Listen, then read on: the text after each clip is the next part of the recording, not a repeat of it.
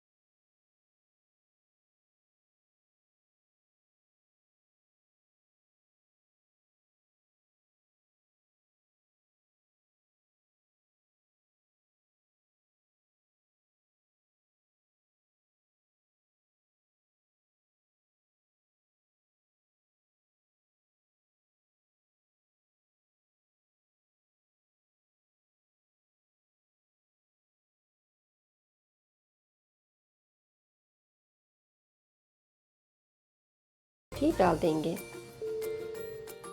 और चम्मच हिलाकर 5 मिनट के लिए ऊपर से कवर कर देंगे।